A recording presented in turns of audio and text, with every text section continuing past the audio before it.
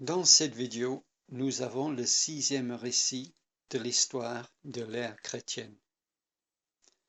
Comme je l'ai déjà dit, les 7 récits dans le livre de l'Apocalypse retracent tous cette même histoire avec un point de vue différent. Ce 6e récit focalise sur la grande prostituée qui est Babylone. C'est une vision étrange et terrifiante que Jean voit ici. L'ange lui montre une femme assise sur une bête. Chapitre 17, verset 1. Viens, je te montrerai le jugement de la grande prostituée qui est assise sur les grandes eaux. Et je vis une femme assise sur une bête écarlate, pleine de noms de blasphème, ayant 7 têtes et 10 cornes. Sur son front était écrit un nom, un mystère, Babylone la grande, la mère des impudiques et des abominations de la terre. La femme tenait dans sa main une coupe d'or remplie d'abominations et des impuretés de sa prostitution. Et elle boit de cette coupe à un tel point qu'elle en est ivre. Verset 6. Je vis cette femme ivre du sang des saints et du sang des témoins de Jésus.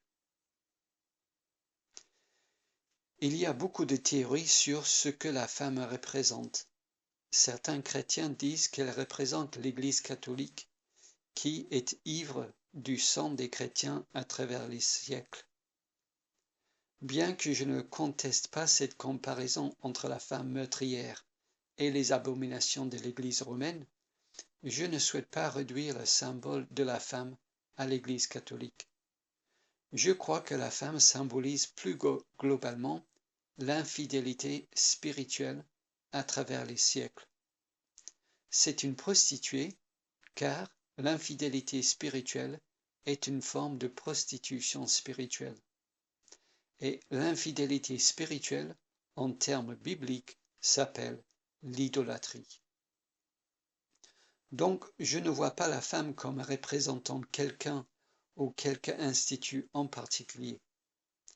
Je pense qu'elle montre en fait que contrairement à ce que nous pouvons penser, l'idolâtrie est une pratique abominable, surtout pour un chrétien. La femme est atroce car l'idolâtrie est atroce.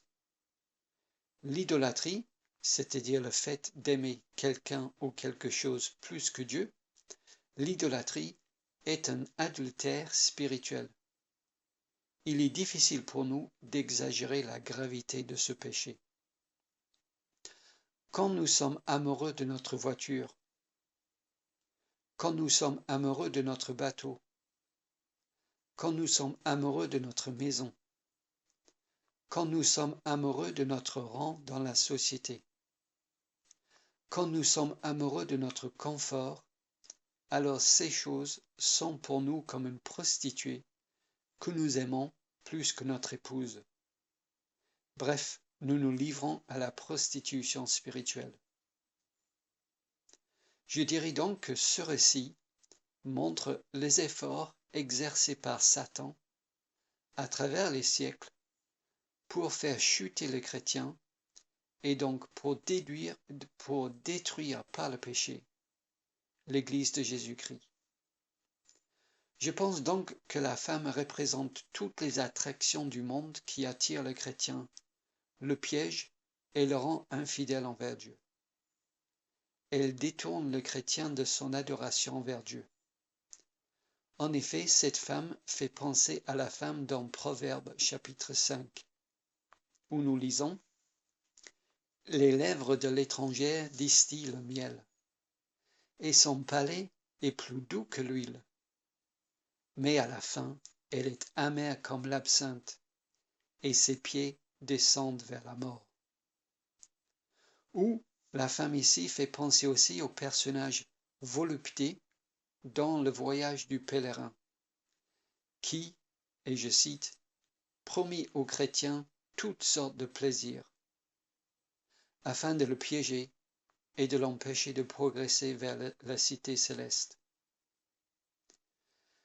Mais Jean nous dit aussi que cette femme est à la fois une prostituée et une ville. Verset 18. Et la femme que tu as vue, c'est la grande ville, qui a la royauté sur les rois de la terre. Elle est assise sur une bête qui a 7 têtes. Et les 7 têtes sont 7 montagnes sur lesquelles la femme est assise. Verset 9. Les montagnes représentent probablement les 7 montagnes sur lesquelles se trouve la ville de Rome. Mais sur le front de la bête est le nom de Babylone. Et dans le chapitre suivant, la ville est appelée non pas Rome, mais Babylone.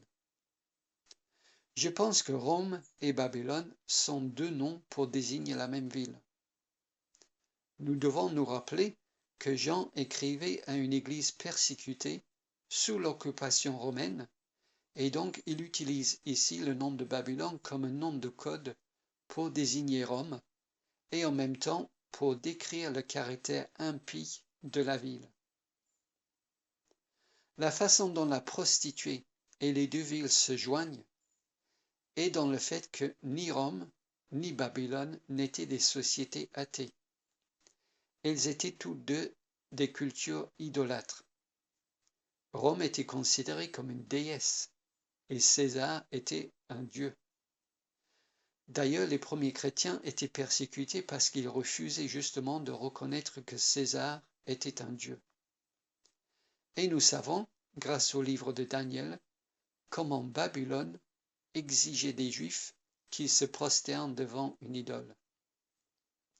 Donc les 3 symboles, la femme et les 2 villes, sont des symboles d'idolâtrie.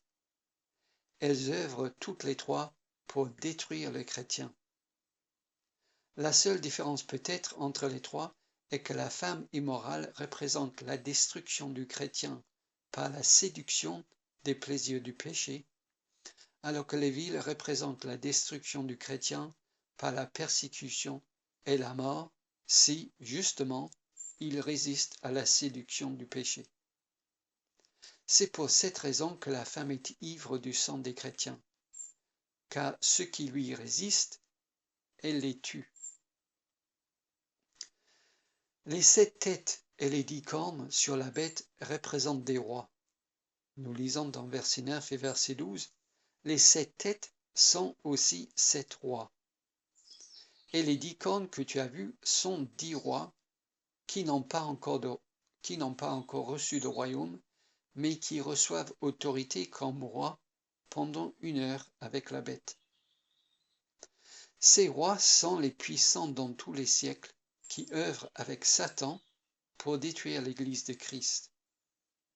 Cela parle donc du système du monde idolâtre qui se dresse contre l'Église et contre le royaume de Dieu. Ce sont toutes les forces du mal, organisées en système pour détruire l'Église de Jésus-Christ. Aimer le monde, c'est donc aimer la ville. Aimer la ville, c'est donc aimer la femme. Aimer la femme, c'est donc aimer une prostituée dégoûtante et sanguinaire. La révélation que reçoit Jean ici confirme ce qu'il a lui-même écrit dans sa lettre sur l'amour du monde. N'aimez point le monde, ni les choses qui sont dans le monde. Si quelqu'un aime le monde, l'amour du Père n'est point en lui. Car tout ce qui est dans le monde, la convoitise de la chair, la convoitise des yeux et l'orgueil de la vie, ne vient pas du Père, mais vient du monde. 1 Jean chapitre 2 verset 15. Avant, le peuple juif était loin de la terre promise, exilé en Babylone. Aujourd'hui, le monde entier est Babylone, et l'Église est exilée dans ce monde, parce que sa terre promise, c'est le nouveau Jérusalem. Mais on me dira peut-être que tout ceci n'est pas très satisfaisant comme explication de ce passage. On dira peut-être qu'il y a 7 rois et puis 10 rois pour une raison. D'ailleurs, c'est précisé que 5 rois sont tombés un existe, l'autre n'est pas encore venu. Ou encore, les 10 cornes que tu as vues sont 10 rois qui n'ont pas encore reçu de royaume. Ça parle de vrais rois qui ont vraiment existé et qui existeront un jour. Généraliser, comme je le fais, vide cette prophétie de sa précision et donc de sa force. Mais je réponds, est-ce que ce passage parle vraiment de rois qui vont exister? Jusqu'au XVIIe siècle, il est probable que tous les chrétiens croyaient que si. Mais peu de chrétiens croient cela aujourd'hui. Pourquoi? Parce que tout simplement, des rois, il n'y en a plus beaucoup. Et parmi ceux qui existent encore, on aurait du mal à en trouver les 10 qui exercent vraiment le pouvoir sur le royaume. Après tout, il n'y a que 6 monarchies absolues dans le monde aujourd'hui. Donc, même les chrétiens qui disent qu'il ne faut pas tout généraliser, prennent le mot roi, ici, comme représentant des premiers ministres ou des présidents ou même des pays. Mais dire que les rois sont des pays, c'est aussi généraliser. Comme je l'ai dit dans ma vidéo précédente, il faut être cohérent dans son interprétation de ce livre. Si vous dites que j'ai tort de généraliser ici, alors je vous dis que vous devez prendre ces 10 rois qui vont exister comme vraiment 10 rois et non pas 10 présidents ou 10 nations. Dans les années 70, Hal Lindsey, un écrivain chrétien américain, a écrit le livre The Late Great Planet Earth, la grande ex-planète Terre. Ce livre a été vendu à plus de 25 millions d'exemplaires dans plus de 50 pays dans le monde. Dans son livre, Lindsey argumente que des 7 têtes de la bête, 5 sont les pays fondateurs de l'Union européenne. Les 5 têtes sur la bête sont les 5 pays qui ont fondé l'Union européenne. La 6e tête est l'Empire romain ressuscité, c'est-à-dire l'Union européenne fondée sur le traité de Rome. La 7e tête est donc l'Antichrist. Et les 10 cornes sont 10 pays. Selon Lindsey, qui écrivait en 1970, donc, lorsque l'Union européenne aurait 10 pays membres, qui correspondent aux 10 cornes sur la bête, eh bien l'Antichrist, la 7e tête de la bête, se manifesterait. Lorsque l'Union européenne aurait 10 pays membres, l'Antichrist se manifesterait. Mais le 10e pays a intégré l'Union européenne en 1981. On attend toujours la manifestation de l'Antichrist plus de 30 ans après. Et aujourd'hui, l'Union européenne comprend non pas 10 pays, mais 28 pays. Mais la bête a 10 cornes, pas 28 cornes. Voilà le problème quand nous essayons d'interpréter ces prophéties bibliques en utilisant le journal du jour. Cette méthode d'interprétation nous amène dans des impasses. Attention à ces théories farfelues qui reposent plus sur l'auteur et sa perception de la géopolitique du moment que sur la cohérence interne de la Bible. Puis au verset 16, nous voyons que la femme se fait dévorer par la bête. Tout d'abord, c'est une immense joie pour les premiers chrétiens persécutés qui ont résisté à l'idolâtrie de lire ici que les idoles seront bientôt renversées. Et au chapitre suivant, chapitre 18, elle chute.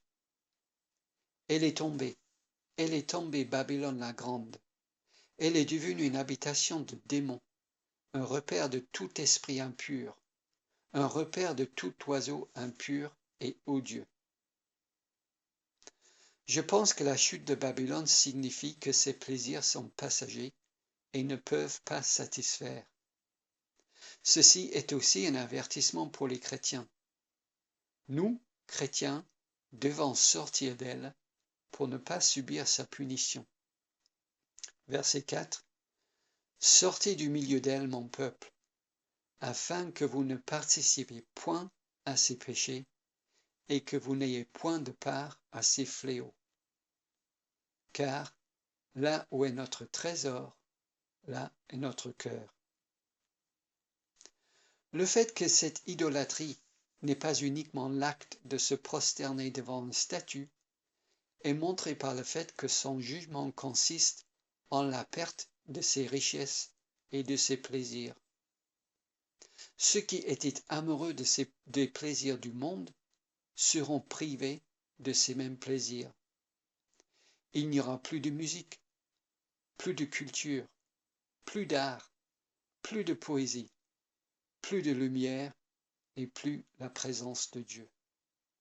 Verset 22. Et l'on n'entendra plus chez toi les sons des joueurs de harpe, des musiciens, des joueurs de flûte et des joueurs de trompette. Toutes les idoles de ces personnes seront renversées. Contre ce décor de destruction et de ruine, nous voyons le retour victorieux et glorieux de Jésus-Christ qui exécutera justice et vengera ses enfants. Chapitre 19, verset 1. Alléluia!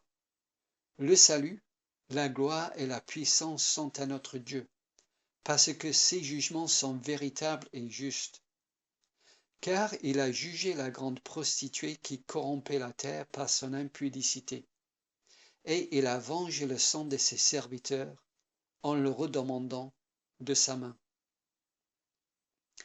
Tous ceux qui sont aux cieux déclarent la gloire de Dieu et se réjouissent, car c'est l'heure de la victoire de Jésus sur ses ennemis. Ce passage est un grand réconfort pour ceux qui subissent la persécution pour leur foi. À la fin du livre, c'est Jésus qui gagne. Voici encore une fois la fin de l'histoire humaine. Celui qui était sur le cheval, dans le chapitre 6 de cette prophétie, réapparaît ici, verset 11. Puis je vis le ciel ouvert, et voici parut un cheval blanc. Celui qui le montait s'appelle fidèle et véritable, et il juge et combat avec justice. Bientôt sera la noce de l'agneau et de son épouse. Heureux ceux qui sont appelés au festin des noces de l'agneau. Verset 9.